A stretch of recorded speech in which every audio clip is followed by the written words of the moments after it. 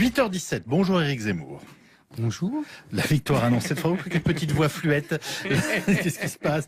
La victoire annoncée de François Fillon à la primaire des Républicains rebat les cartes d'une présidentielle qu'on croyait en fait jouer d'avance. C'est une divine surprise, celle que la gauche n'attendait plus. Face à l'homme qui n'a pas hésité à donner Margaret Thatcher en exemple, la gauche va utiliser ses vieilles ficelles antilibérales.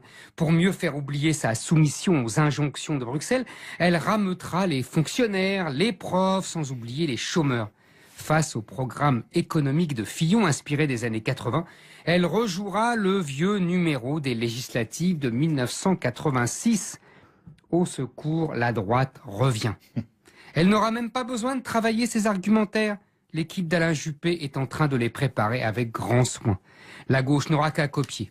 Comme elle n'aura qu'à utiliser la fibre droite-lomiste contre l'ami de Poutine. Comme elle n'aura qu'à puiser dans l'affrontement autour de l'islam entre un Fillon qui ose enfin reconnaître que c'est la seule religion qui pose un grave problème à la société française et Alain Juppé proche des thèses multiculturalistes. Et comme un bonheur n'arrive jamais seul, Fillon est aussi le candidat de Sens commun, l'émanation de la manif pour tous au sein des Républicains. Fillon a su fort habilement rallier à lui ce conservatisme populaire d'inspiration catholique qui a découvert sa force contre la loi Taubira. C'est une des causes principales de sa victoire surprise. Mais cela devient vite un des arguments majeurs de ses adversaires. Alors, la gauche s'apprête déjà à ressortir les oripeaux négligés de Taubira et chanter la cause en danger des féministes, des gays, des transgenres, toutes les minorités sexuelles qu'elle confond désormais avec le progrès social.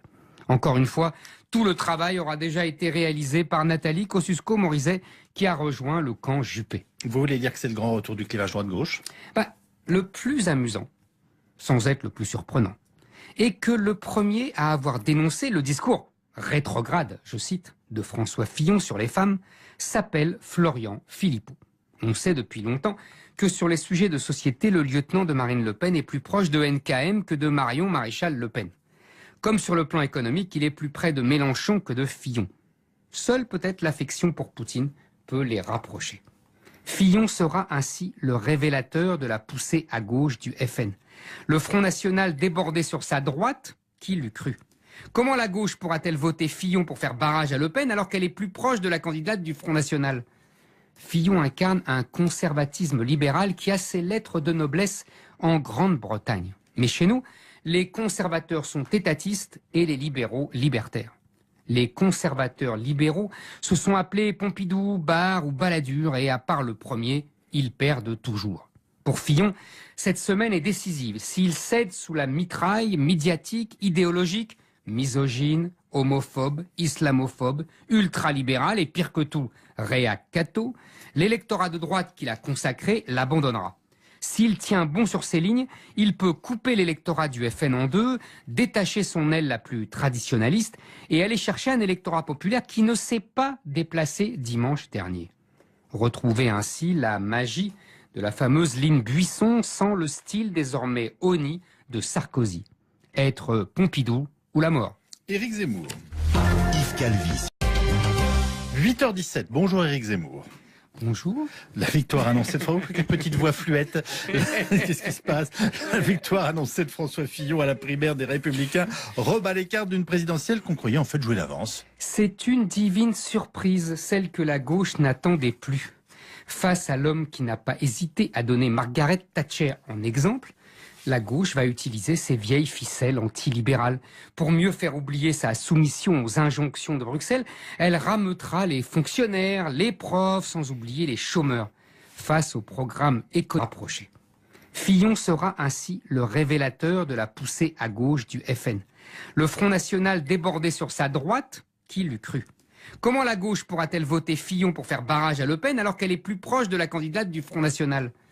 Fillon incarne un conservatisme libéral qui a ses lettres de noblesse en Grande-Bretagne. Mais chez nous, les conservateurs sont étatistes et les libéraux libertaires.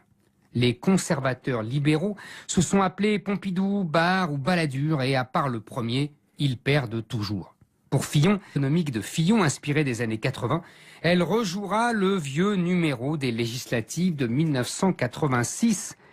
Au secours, la droite revient. Elle n'aura même pas besoin de travailler ses argumentaires.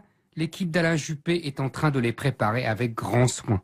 La gauche n'aura qu'à copier. Comme elle n'aura qu'à utiliser la fibre droite de l'homiste contre l'ami de Poutine. Comme elle n'aura qu'à puiser dans l'affrontement autour de l'islam entre un Fillon qui ose enfin reconnaître que c'est la seule religion qui pose un grave problème à la société française et Alain Juppé proche des thèses multiculturalistes. Et comme un bonheur n'arrive jamais seul, Fillon est aussi le candidat de Sens commun, l'émanation de la manif pour tous au sein des Républicains. Fillon a su fort habilement rallier à lui ce conservatisme populaire d'inspiration catholique qui a découvert sa force contre la loi Taubira. C'est une des causes principales de sa victoire surprise. Mais cela devient vite un des arguments majeurs de ses adversaires.